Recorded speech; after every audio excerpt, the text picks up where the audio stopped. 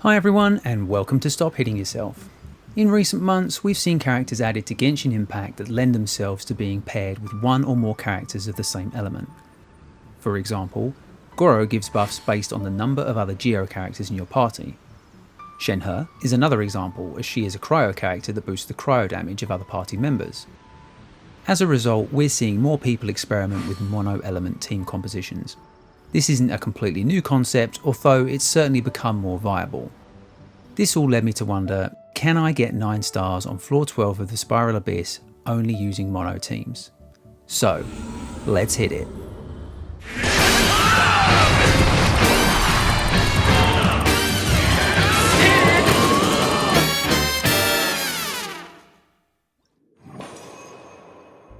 First off, I'll explain the ground rules I set myself for this challenge. Then, throughout the video, I'll talk about why I chose certain elements, characters and strategies. Obviously, rule 1 was each team had to be composed of 4 characters of the same element. Rule 2 was that each chamber of floor 12 had to be cleared consecutively. By this, I mean I couldn't do separate runs to put me in the best starting position for each chamber attempt. Finally, rule 3 was that retrying a chamber would be allowed as long as it was still part of the same run. For side 1, I decided to build a Hydro team around Ayato. I felt this was the best option to deal with the Pyro shields enemies get in Chamber 1, and needing to be able to break the Pyrolector shields later in Chamber 3. So what role did each of the characters play in the team? Ayato is the main DPS, although he doesn't spend that much time on field, but thanks to his long burst duration, he deals a decent amount of off-field damage as well. As a quick side note, in case you were not aware, you need to kill these 2 Kiragi in quick succession, or the remaining one heals himself, which is extremely annoying. Back to my Hydro team roster. Xingqiu is a sub DPS dealing good off-field damage. His Constellation 2 provides 15% Hydro resistance shred, and his elemental skill also gives additional healing and damage mitigation. Apart from healing, Kokomi's elemental skill also provides a 20% attack buff thanks to the 4-piece Tenacity of the Millilith artifact set. She also has the Thrilling Tales of Dragon Slayer's catalyst equipped, giving the next character you switch to a 48% attack buff for 10 seconds. I generally try to switch from her to Ayato so he could snapshot the buff on his burst. It normally lasted long enough to cover his elemental skill as well. Mona is in a support role, using her burst to provide a 60% damage and 15% crit rate bonus against enemies affected by her own debuff. It also contributes some damage, and thanks to the Widsith catalyst she has equipped, you may see the odd 50k crit. For side 2, I tried several different elements before I settled on Cryo. Chamber 1 didn't really factor into this choice, as the 2 Ruin Guards are not really that difficult. Another side note, poor Shenhe got slapped around a bit here because I was rushing to follow up with Ganyu and Eula's elemental bursts. Back to why I picked my Cryo team. The real challenge is breaking the trio of Abyss Lector's shields in Chamber 2. Cryo is strong against both Hydro and Electro shields, so it would only be the Pyro shield that would be harder to break. It also meant I would be in the best position to deal with the 2 Hydro Lectors in Chamber 3.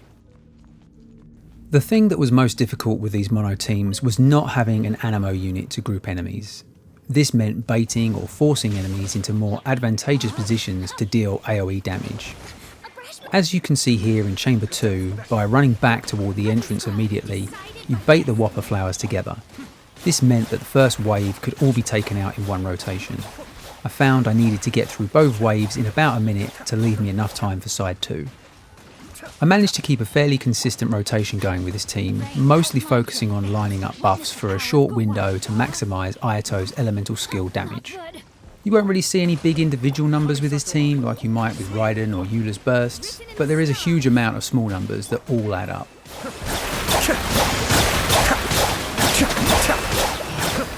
For this last Whopper Flower, I could have killed it a bit quicker if I'd used another elemental skill, but I was honestly more focused on checking the time, so I didn't notice it had come off cooldown. So why did I use these Cryo units in particular? Well, I picked Eula specifically for her elemental burst, so she could use its high damage output to push the Lectors into their shielded phase at the same time. I found Qiqi's burst was really useful here, as it allowed me to push the Pyrolector closer to the Electrolector, so they would both be hit by Eula's burst. The Hydrolector, however, is quite mobile, so there was a bit of RNG as to whether he would get caught in the blast. This was the key to clearing Chamber 2 quickly, so I could focus on breaking each of their shields. As the Abyss Lectors hit pretty hard, I decided having Qiqi as the healer made the most sense. Also, her Constellation 4, yes, I've lost the 50-50 to her that many times, reduces the enemy's attack by 20% when they are marked by one of her talismans. As for Shenhe and Ganyu, I picked them both mainly for the elemental bursts, which deal cryo damage over time in a wide AoE. I felt this was the best bet to constantly chip away at the Lector's shield and keep the Hydrolector frozen. I even changed my normal Ganyu build to focus more on burst damage and uptime. Shenhe also provides the team with multiple buffs. Her burst gives 15% cryo and physical resistance shred, as well as a 15% cryo damage bonus. Her Constellation 2 also gives a 15% crit damage bonus specifically to cryo damage. Shenhe's elemental skill gives a flat damage bonus based on her current attack. It also gives a 15% damage bonus to either elemental skill and burst damage, or normal charged and plunging attacks depending on whether you use the press or hold version of the skill. I didn't have a set rotation for this team, as you can probably see. I just used each character's abilities based on the current situation. Okay, so I'm just going to rewind this quickly. This chamber took me a lot of attempts, so I was furiously hitting buttons and accidentally exited before you could see the 3-star result. However, if you look at the time, you can see I still have 18 seconds remaining before the 7-minute mark. Body and mind.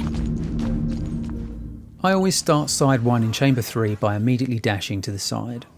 This baits the furthest Pyrolector into moving closer to target you. Once he's next to the nearer of the two, you can dash back in and take them both down together.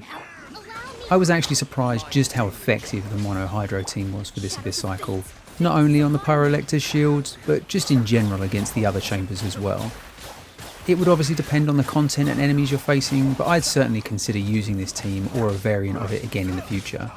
I think maybe switching out Mona for an Anemo unit like Kazuha could also be very effective. Rest and rebuild! Know my sword! Witness the power of Gugwa!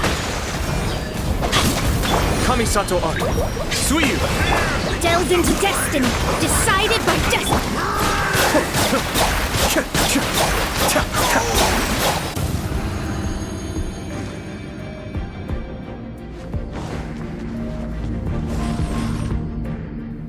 As I mentioned earlier, the Hydrolectors are quite mobile. Without an Anemo unit to group them or a Hydro unit to help freeze them, it's not really possible to keep them grouped. This does change later when they're in their shielded phase, as you can freeze the Hydro shield. I didn't have the best start on this side of Chamber 3, as all my characters' bursts required a varying amount of energy. Also, having to chase the Lectors around during Eula's burst meant it was only able to hit one of them. I then had to focus on bringing the other's HP down. This is where Shenhe and Ganyu's wide burst AoE is extra helpful, as the shielded Lector would automatically get frozen whilst moving through them. Having had time to reflect on this and watch the footage back, there are definitely things I could have done to make things easier for the Cryo team. Something that occurred to me after completing the run is that I should have switched Shenhe to using a Favonius Lance, as I wasn't really taking advantage of her attack buff, and this would have helped with energy particle generation. Manifest! Born of ice and frost, access denied. Life goes on. By ordinance divine. This is long overdue. You can see at the end here, once the Lectors are both in their second phase and close together, it's fairly easy to keep them permanently frozen and break their shields.